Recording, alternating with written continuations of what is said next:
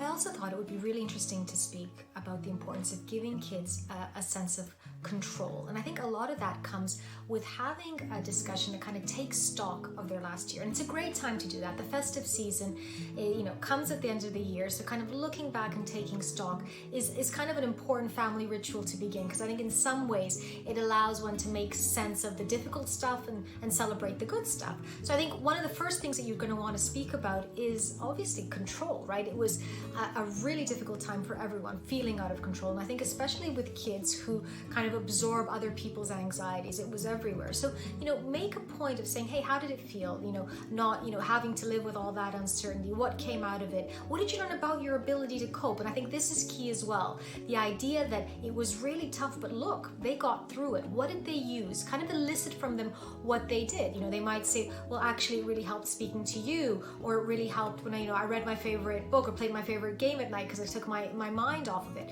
Whatever they do, it's about kind of reinforcing the idea that yes, they can't control everything, but they can always control their response to it. And that's something that you're there to help them do. The second thing you should kind of speak about at this time as well is communication, right? Again, their ways of communicating, like everyone's, will have been sort of hindered or at least changed by what happened this year. So speak to them about, okay, well, how did that work? What was the hardest thing about it? What did you find surprisingly easy? Maybe that, through communicating more online, they became better friends, with someone they were playing a game with. And that's great. So the next question is then, how do you take this forward into 2021? How does this kind of how do we make sure that this is something that grows and you get something out of? It's really key to ensure that kind of sense of communication is reinforced, the importance and how they might use it. And I think the final thing that I think is important to speak about is worry. Worry is a fascinating thing. In some ways, I think a lot of people feel, and I think this is true of kids and adults, that worry serves a protective function. If I worry about something, then somehow it might not happen. Of course, that isn't the case. But it's great to kind of have a chance to speak to kids. What are you worried about next year? For a lot of kids, it might be going back to school. They got so used to being at home, or spending, less time connecting online, or the exact opposite.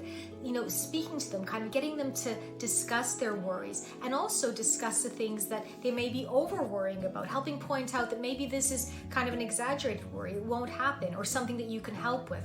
Ultimately, what you want to do is ensure that they feel that while this has been a difficult year, there's good that's come out of it, and the stuff that was difficult, they were resilient enough to cope with. Having that view of themselves is going to be key.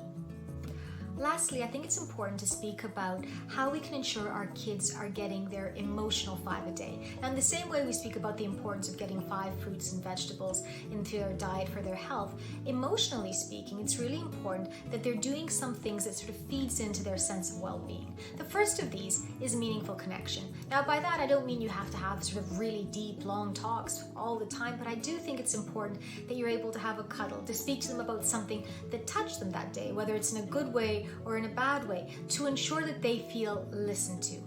The second thing that I would say is play. Now, a lot of kids kind of are doing a lot of this online because they're able to, but I think offline it's just as important. So if you can, organize play dates within their bubble. Make sure they go out and have a walk, or play with a dog or their siblings or with you. The idea of moving and kind of engaging in that kind of physical play and that physical movement is really important for their emotional well-being.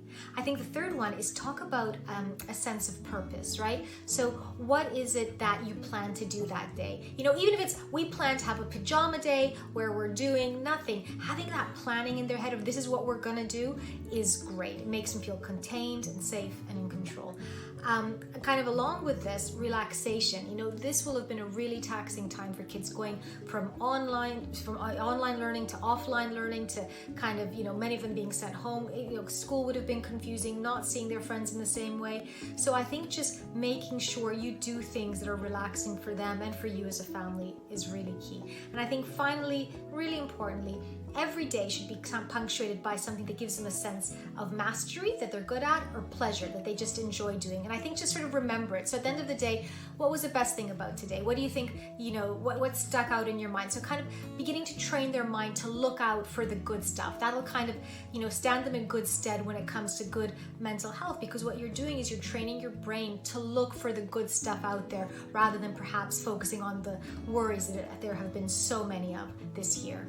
Well, I really really hope that this helped, and I hope you have an amazing holiday season. If you want more information, get over to internetmatters.org. We've got lots of great tips and videos out there. In the meantime, from me, Dr. Linda Papadopoulos, and everybody at Internet Matters, we wish you very happy holidays.